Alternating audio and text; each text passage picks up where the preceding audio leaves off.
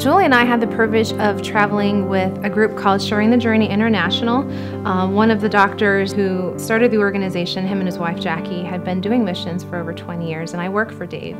And he invited me, along with other nurses and doctors and lay people, to do the surgical mission that he promised would change our lives as well as the lives of Guatemalans forever.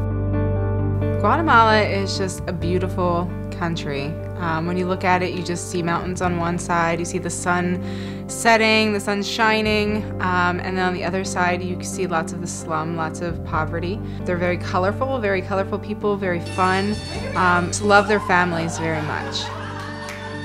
I've been on a lot of missions trips, but I've never helped to surgically repair a child.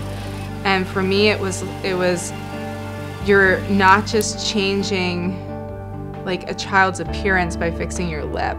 You're changing their life. You're changing how people view them. You're changing how they eat, how they get nutrition, how they talk. It's like this huge transformation. There's this amazing organization called the Mama Project, and they've virtually eradicated malnutrition in the country of Honduras. And they are slowly teaching us ways that we can help address the Guatemalans and feeding them this wonder product called micronutrients to help restore health and life to our patients preoperatively, but also to their communities as well.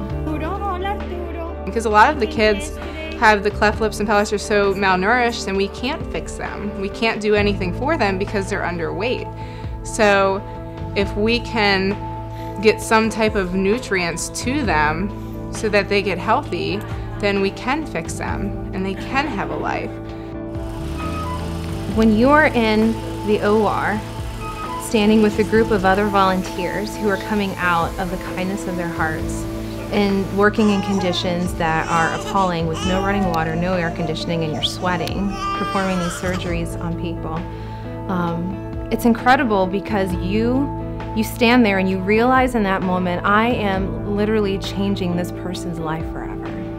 Like the work of my hands and the work of these surgeons' hands in just a few hours that I'm with them will literally change the trajectory of their life. It'll restore confidence, it'll restore dignity, it'll restore wholeness to that person, and I truly believe that it is what Jesus meant by performing miracles here on earth. So when you look at having vacation and relaxing and reading a book, or going somewhere and performing a miracle with the gifts and talents God has given you, and changing someone's life forever, it's a pretty easy choice.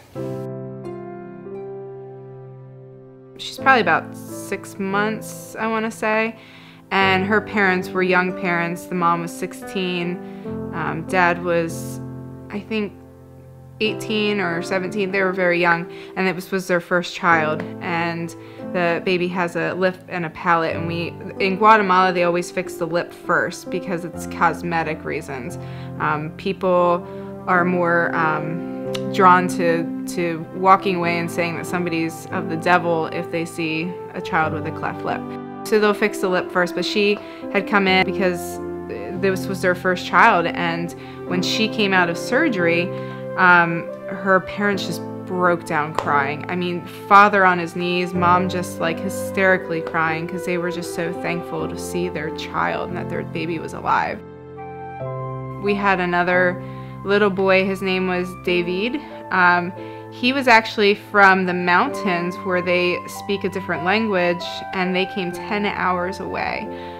They did a combination of hiking and riding to get to the hospital so that he could have surgery. And his mom was so brought to tears and just so thankful because she said, I just felt so shamed, so much shame that my baby had this. There was a 56-year-old man that came into our clinic and asked if we would repair his lip. And he'd been wearing a mustache for most of his life, hiding the shame. So we agreed to do his surgery, did his surgery, and in post-op he asked us how long it took for the surgery, and that's kind of a strange question. And we said, oh, about like an hour and a half. He started crying and saying, you know, my parents never took care of me, and I live all my life with this opening in my mouth, and the humiliation around the town and the village, and you know, and it took so little to put back together on my life. And he just wanted to say thank you to the doctor. He's so grateful and thankful and praising God for the opportunity that the Lord has given him to put together his life. This was the same man who at the end of our time there at the hospital asked to pray for us because he wanted God to bless the work of our team and the hands of our team because we were such a blessing to him, and invite us back to say that there's so much more work that needs to get done in Guatemala.